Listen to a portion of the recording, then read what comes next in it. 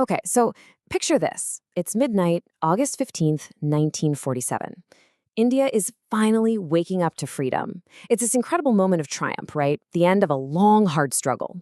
But this new nation wasn't born into peace. It was born under the shadow of just unimaginable violence, displacement, and division. It was a moment full of promise, for sure, but also just profound, profound pain. You know, the celebrated poet Faz Ahmad Faz captured this feeling just perfectly. The freedom that finally arrived, it wasn't the pure, joyful dawn that everyone had been dreaming of for so long. It was scarred. It was marred by the trauma of what we now call partition. It was a freedom that was literally born from sorrow. And this deep contradiction, this paradox, was felt at the very top. I mean, on one hand, you have Prime Minister Nehru giving this incredible, soaring speech about a tryst with destiny.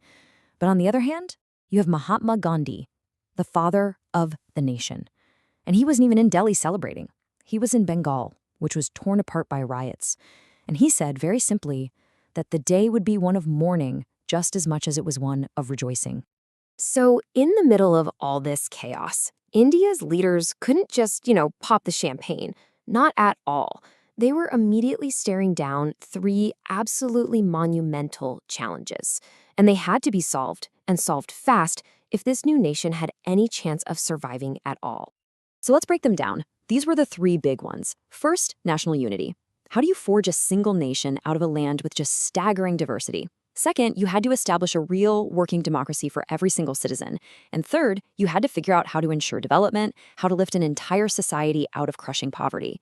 Now, all three were absolutely crucial, but in this explainer, we're going to focus on that first, most immediate challenge, the urgent existential question of forging a single united India. And the very first test of that national unity, well, it began with the very act that created the nation itself, the violent and deeply traumatic division of British India that we know as partition. So what was the thinking behind partition? Well, it all came down to a political idea called the two-nation theory. This was pushed by the Muslim League, and it basically argued that Hindus and Muslims weren't just two different communities living in one country, they were two separate nations who just couldn't coexist. And the only solution, they argued, was to create a whole separate state for Muslims, Pakistan. But here's the thing, turning that theory into a reality on a map was an absolute nightmare. For one, there wasn't a single belt of Muslim-majority areas. There were two, on completely opposite sides of the country. For another, not everyone in those areas even wanted to join Pakistan. Then you had the provinces of Punjab and Bengal, which had to be brutally split, right down the middle, sometimes village by village. And finally, all of this created a massive problem of minorities, millions of people who woke up one day to find they were foreigners in the only homes they'd ever known. The result of all this?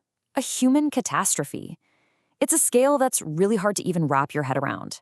About 80 lakh people, that's 8 million people, were forced to flee their homes and trek across this new, hastily drawn border.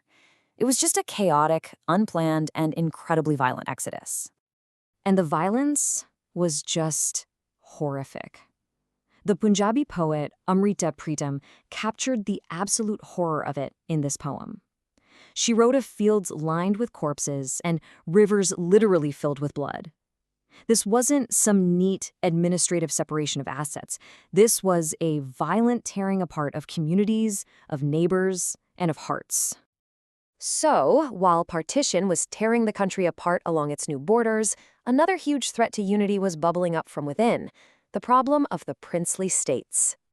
I want you to consider this number. 565. That's how many of these princely states existed under the British. Now, with the British leaving, all 565 of them, covering a third of India's land, were suddenly legally independent. They could join India, they could join Pakistan, or they could just become their own countries. The fear, and it was a very real one, was that India would just shatter into hundreds of tiny little pieces. The man whose job it was to prevent this from happening was Sardar Vallabhbhai Patel, India's first home minister. And his approach was frankly a masterclass in diplomacy and sheer will. He understood that most people wanted to join India. He was willing to be flexible and offer some autonomy, but on one thing he was completely uncompromising: consolidating India's borders.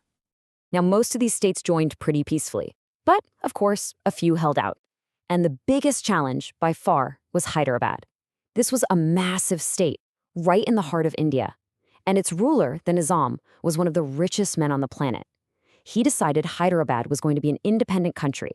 So when the people of Hyderabad actually rose up and demanded to join India, the Nizam's response was just brutal.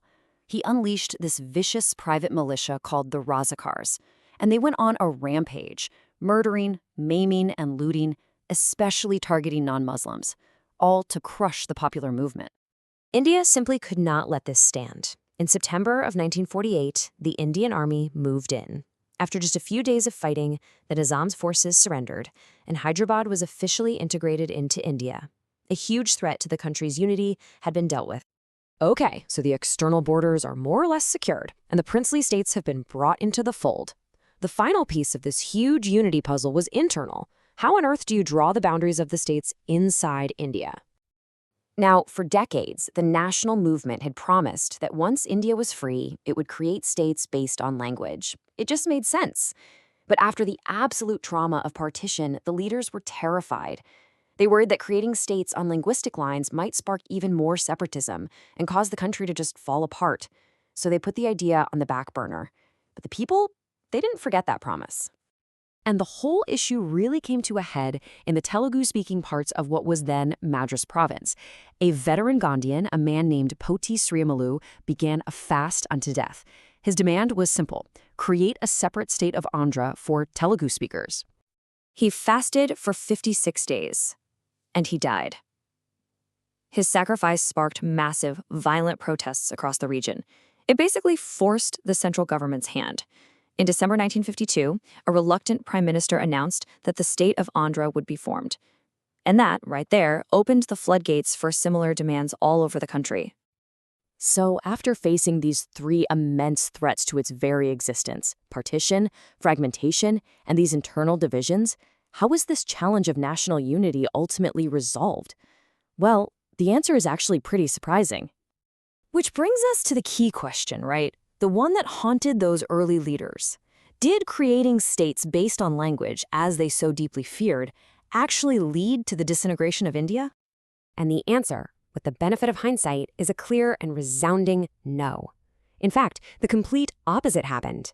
Creating linguistic states actually strengthened national unity. By accepting and making room for these regional and linguistic identities, the threat of separatism was reduced, not increased. And the long-term impact of this decision was just profound.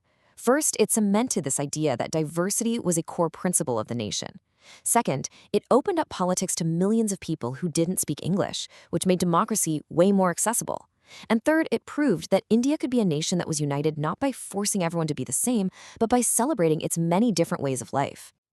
At the end of the day, India's journey through these incredible foundational challenges offers a really powerful lesson that sometimes accommodating differences is a source of strength, not weakness. And it leaves us with a question that's just as relevant today as it was in 1947 for countries all over the world. What does it truly take to hold a diverse nation together?